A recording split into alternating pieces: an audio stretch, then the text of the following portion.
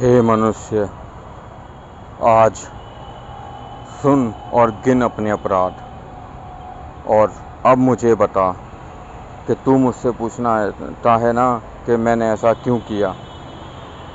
तो अब सुन, अब मुझे बता, क्या तूने मेरी प्रकृति को हानि पहुंचाने से पहले मुझसे पूछा था कि तूने ऐसा क्यों किया, कि मैं ऐसा कर सकता हूं? तो जिस प्रकृति को तूने मुझसे बिना पूछे अलग किया, मैंने आज उसी प्रकृति से के जरिए तुझे तेरे अपनों से अलग कर दिया। तेरे उसी प्रकृति द्वारा बनाए हुए नोट से मैंने तुझे तेरे अपनों से अलग कर दिया। इस तरह मैंने अपने कर्म का बदला लिया। मैंने तुझे बोला था ना कि जो बोएगा मैं वही पाएगा। तो अब सुन तेरी दूसरी गलती। जिस तरह तूने टेक्नोलॉजी के पीछे मुझे बर्बाद किया, आज वही टेक्नोलॉजी ने तुझे तेरे अपनों से बर्बाद और तेरी ज़िंदगी से बर्बाद कर दिया।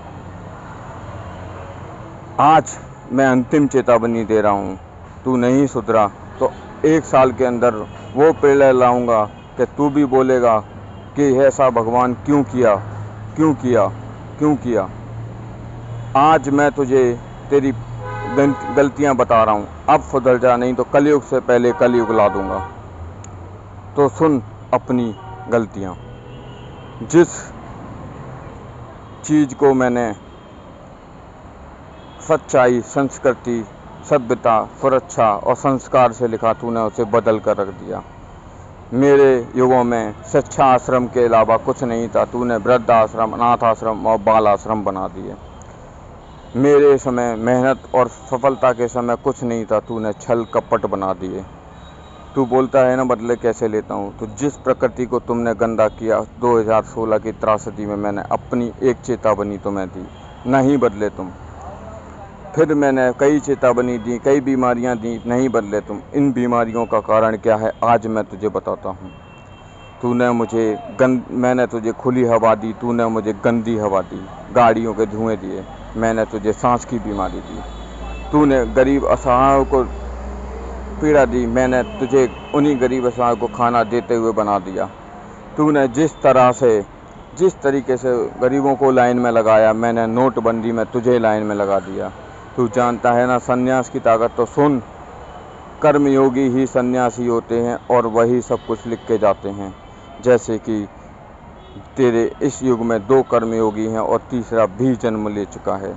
मेरे युग कभी ख़त्म नहीं होते। मैंने पहले भी बोला था कि यदा यदा ही धर्मस्य ग्लानिर्भवति भारत, और अभ्युत्थानम अधर्मस्य तदात्मानं सृजाम्यहम्, परित्राणाय साधूनां विनाशाय च दुष्टता और धर्म संस्थापनार्थाय संभवामि युगे युगे। जिस तरह तूने मुझे गलत किया, मैंने उसी तरह तुझे देता गया। तूने मुझे गंदगी दी, मैंने उसी गंदगी से तुझे बीमारी दी। मैंने तुझे खाने का अच्छे अच्छे भोजन दिए, अच्छे अच्छे पकवान दिए, तूने उसी को गंद में बदल दिया।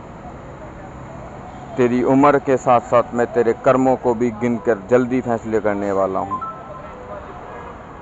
मेरे धर्म स्थलों पर कब मैंने गंदगी फैलाने के लिए बोला था? कब मैंने तुम लोगों से एसी कूलर मांगा था? कब मैंने तुमसे सोने चांदी के मुकुट मांगे थे? तुमने अपने ही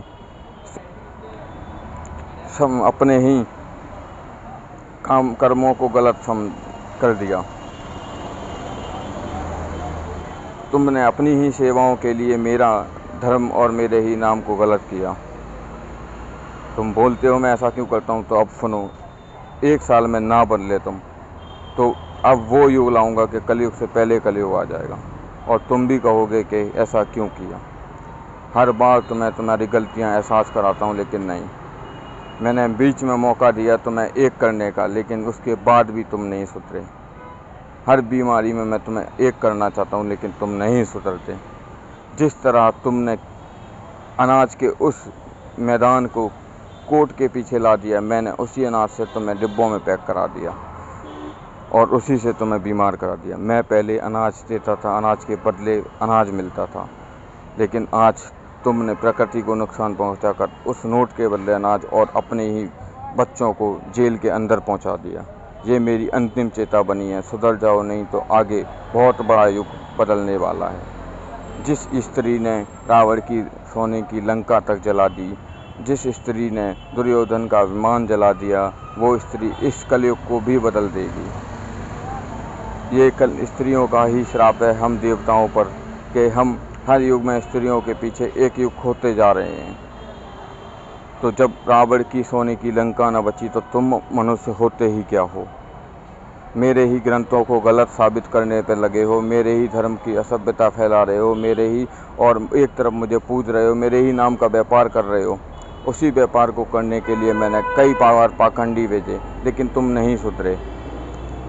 अब ये मेरी अंतिम चेतावनी है, आज अगर तुम नहीं सुधरे तो इसके बाद मैं अपने असली रूप में आकर तुम्हें कलयुग से पहले कलयुग लाकर तुम्हारी जीवन को समाप्त कर दूंगा।